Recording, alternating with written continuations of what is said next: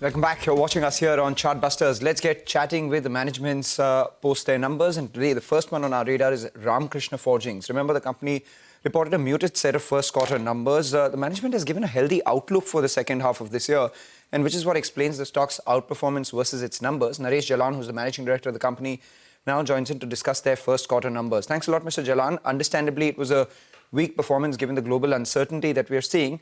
But you remain confident of this 15 to 20% volume growth for this year. If you could give me two numbers, going forward, what proportion of your revenues comes in from exports, and split this 15 to 20% volume growth in both domestic and exports business. And the second number is the capacity utilization that slipped to sub 70% in the first quarter. Where do you see that number headed by the end of this year? Good morning. I think our past export performance was close to 60% domestic and 40% exports, and which premix right now has changed to 66% domestic and 34% exports. And that's the reason, because mainly due to North America slowdown and consumption in North America being on the lower side. But going forward in the second half of the year, I think most of the new order wins which we have had in Europe are going to play out for us, which makes us very confident that our export premix in the second half of the year is going to go back to 40% plus, and we will be able to clock the revenue growth as per guidance. All right. And volume growth, sir, will be around that 15-20%? That's doable? Yes. With margins? Yeah. With the increased capacity, which has been augmented over last 1 year, and which most of our capacity is going to get completed in terms of our expansion by this September end. So I think we are looking at almost 15 to 20% volume growth in the second half of the year.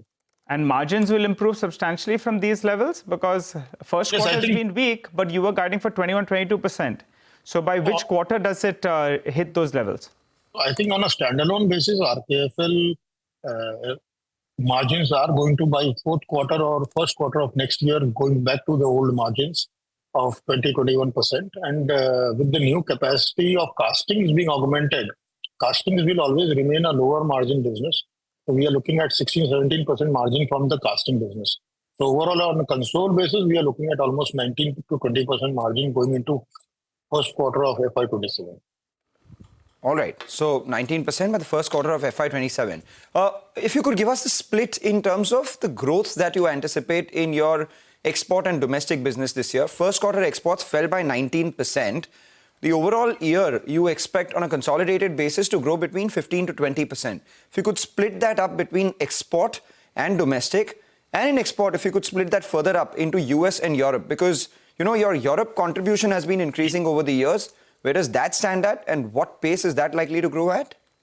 So I think to answer your last question first, I think our Europe exports are going to double down going into second half of the year and into next year. So most of the growth in exports are going to come from Europe. And from North America, non-auto segment is going to grow for us vis-a-vis the auto segment. So both these taken together, I think our export volume should by the year end grow around 10% year on year. And we are pretty confident to maintain this growth into next financial year also. Okay, exports grow 10%. Overall, you expect to grow 15 to 20%, which implies that a lot of the heavy lifting will have to be done by the domestic business as well. In US and Europe, what is the revenue split right now? And what is it likely to be going forward, since Europe is doubling and US is still under pressure? So in the current quarter, the volume is close to around 70-30. 70% has come from Europe and 30% from North America. And going forward, I think with non-auto segment from US, North America market going to do well in the next half of this financial year.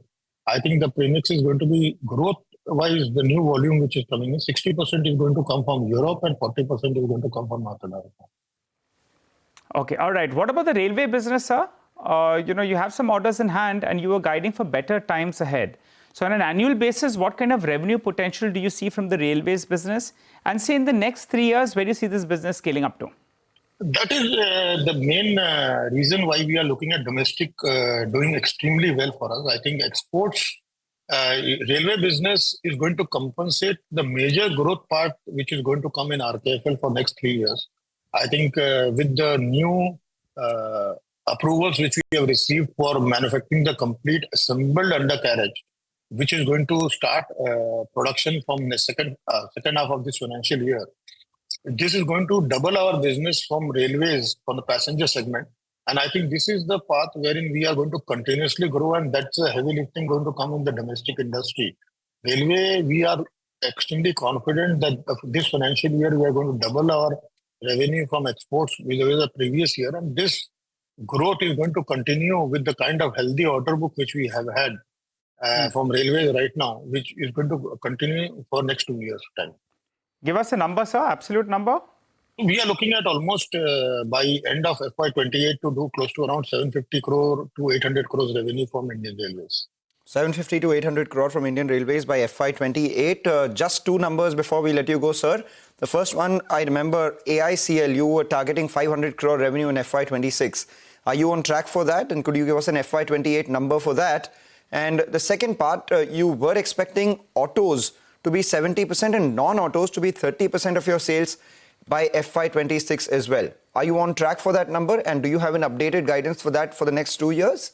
So in terms of our auto and non-auto, we are on track. And I think we should be doing by FY26 end almost 70-30 in terms of auto and non-auto. And this premix should further improve going into next financial year or probably by FY28. And in terms of ACIL, ACIL is now already a merged entity in RKFL. We have already, last year itself, we have merged this on RKFL. And we have started getting almost 15 crore rupees revenue from ACIL in terms of their own contribution to the balance sheet. I think it's because of company coming from NCLT, and it has taken more efforts. I think going forward in next 2 years, we should look at a very healthy revenue and margins from ACIL. So 500 crore happens when? Annually? So annually, I think it will take another 2 years before we see that kind of revenue from ACIL. All right, take that point. Thank you so much, sir, for joining in and giving us a detailed outlook on the prognosis of your business for the next couple of years. Slight delay in ACL, slight sluggishness in North America, but you are more than making up for it by growth coming in your railways business and growth coming in from Europe. Non-autos would be 30% of your overall business by the end of this year, as guided earlier. Thank you so much for joining in.